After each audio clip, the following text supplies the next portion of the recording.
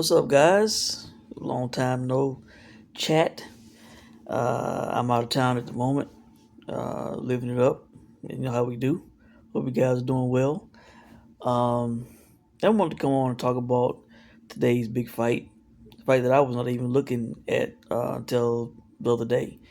That's the Galal Yafai fight versus Francisco Rodriguez Jr. Now, guys, I did the homework on this fight. After the Brian Norman win, I said, you know what, I kind of got to itch to bit something else. Let me see what Yafai got going on. And, I hadn't really watched his fights, but, uh, I know Eddie pushing him hard, a lot of hype around him, gold medalist, all that, moving him fast. So, I said, let me look into this fight that he's got coming up. Um, I saw the odds they were giving on a knockout prop, and I thought, when I look at his resume, I thought, So, guys, Francisco Rodriguez, I think, will be 32 years old, maybe like next month. Um, his first big fight in his career, I think he had to be like around 20 because it was in 2013. He fought Chocolatito in Mexico. He got stopped in the seventh round. He was competitive. He's a good fighter. He can fight. Um, but Chocolatito was basically putting the pressure on him. Uh, Basically very similar to what Yafai did against Sonny Edwards. And around the seventh round, he started to wilt. He was not throwing back, and the ref stepped in and stopped it. And he kind of threw his hands up and tried to protest, but Chocolatito was throwing a lot of punches, landing punches, and he was not throwing back. He was getting hit.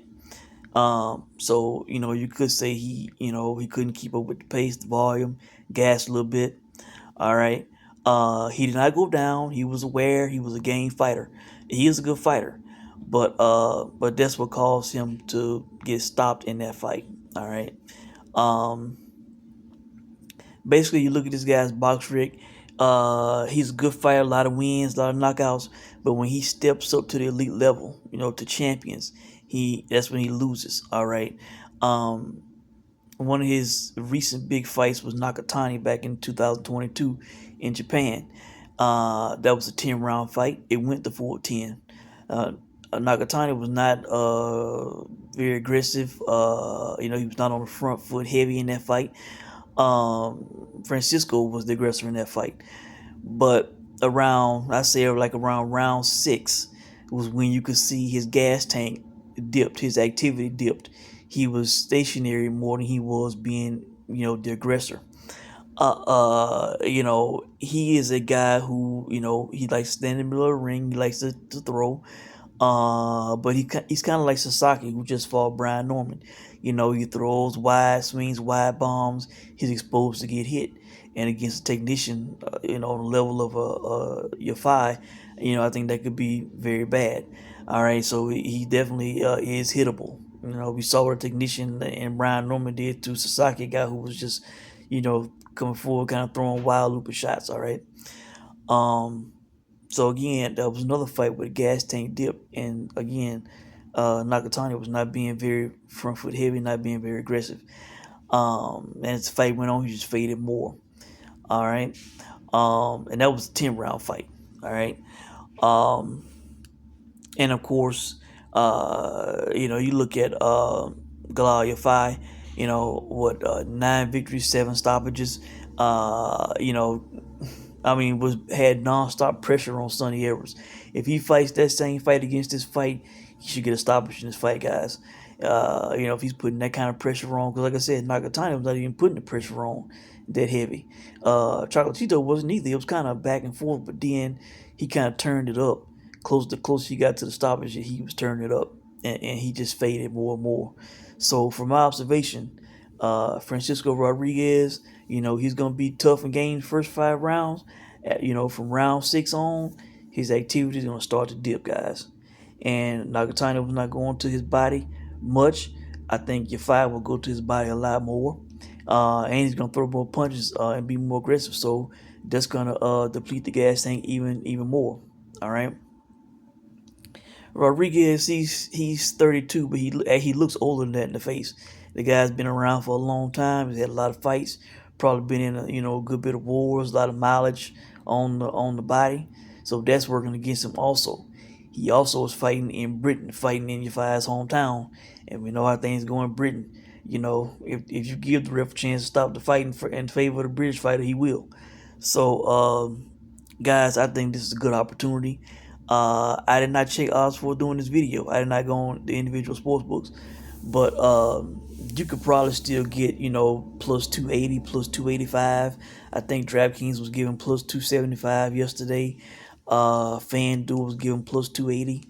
Last I looked, ESPN Bet was giving plus 285. This is a 12-round fight. The guy clearly his stamina activity drops off in fights. That's what caused him to lose Chocolatito. Who was probably that is the best guy that he's fought so far. And that was back in 2013. Yes, Nakatani is good, but Chocolatito is a Hall of Famer. So Nakatani may be, but as of right now, we giving Chocolatito his respect and putting him as the best guy on this guy's resume. All right, so yeah, in my opinion, it depends on how you view Nakatani and Yafai. But I think Yafai is gonna put it on this guy worse than Nakatani did. He's gonna be more front foot, more volume.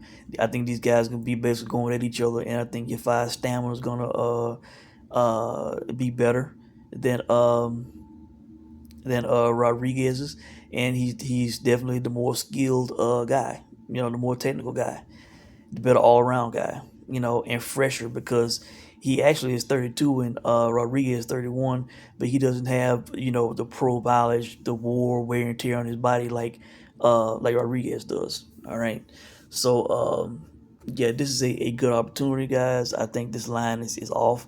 I think I can understand odds makers giving Rodriguez respect and saying that if I gonna win by decision, but I think the odds should have been closer. I think it should have been maybe like a minus, let's say like a minus 140 or so ish on the decision, and then like a plus 120 or something like that on the knockout. I don't think it should have been a plus 300. I think it started out like a plus 380 or something like that.